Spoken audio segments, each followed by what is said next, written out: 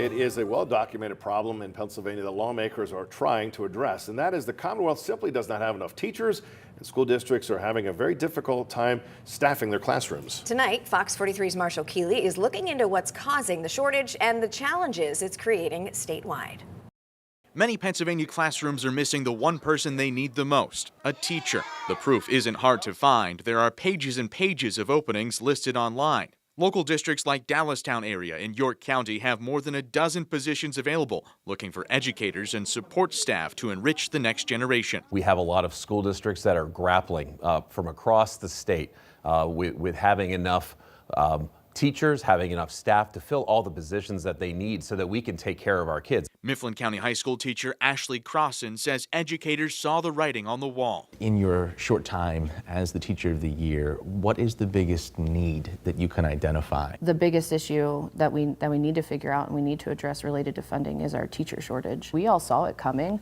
And everybody just kind of said like, oh yeah, like, it happens every once in a while, but like it wrinkles itself out. And it's like, it's not going to wrinkle itself out this time. Crossan says the pressures that come with the classroom have never been greater. We have real concerns about burnout. We have real concerns about, the respect that we receive within our profession. It doesn't really matter what school you go to. You're going to find teachers who say, from a mental health standpoint or from a workload standpoint or from an expectation standpoint, there are some things that are unsustainable. Who's next? I met with some Camp Hill school teachers one day, and you had a teacher that was sort of the end of her career who was saying, I've watched it change, the kids aren't as respectful, the parents are involved in ways that aren't necessarily constructive. Republican State Senator Greg Rothman is a member of the Basic Education Funding Commission, the legislative body tasked with analyzing the state's school funding needs every 5 years. We need to go back to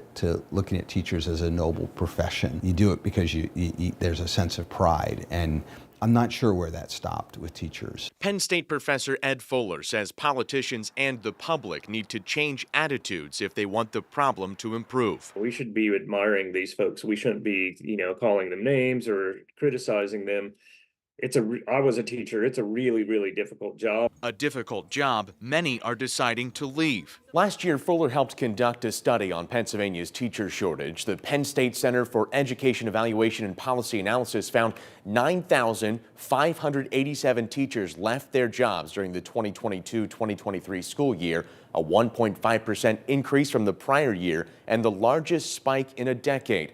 Fuller says it was the biggest exodus on record, and it's hurting students. There's a large number of kids who don't have access to a well-qualified teacher because the districts just don't have enough people to hire at the moment. Even more disconcerting to me is that these are students in our underfunded districts. So there's lots of kids of color, lots of kids living in poverty. Pennsylvania School Boards Association Senior Education Policy Director Andrew Christ says it's hard to entice professionals in other industries to pursue teaching. I think one of the biggest challenges dealing with staffing shortages is how do we get more people into the field, but in a way that we still have quality educators coming into the classroom. And we are seeing greater areas of need in terms of special education, science, math, technology. So how do we get more of those people out of their current fields and into classrooms? That problem makes the pipeline of college students even more valuable to districts with staffing needs, but data shows more students may be deciding to avoid a teaching career even while they're still in high school. An SAT survey asked Pennsylvania high schoolers what field they plan to major in. In 2009, 11.2% said they were choosing education, but a decade later, that number dropped to just 4.5%. That 6.7% decrease was by far the largest drop of all included majors in that time. There just simply aren't enough teachers right now coming out of our teacher preparation programs. Do we know why that is happening? Why students are not choosing to become teachers? One is that it's really expensive to get a higher education degree in Pennsylvania. The most recent survey data from the National Center for Education Statistics backs this up. Keep in mind, these numbers are from the 2021-2022 school year, and all the figures we're about to show you are in-state tuition rates. Out-of-state students pay even more. Students at four-year public universities in the U.S. paid $21,854 in total expenditures on average. That's tuition and room and board. In Pennsylvania, that number is more than $5,000 higher, $27,336 in total expenditures for public universities, 7th highest in the nation. U.S. students at private four-year universities paid an average of $47,940 in total costs during this school year.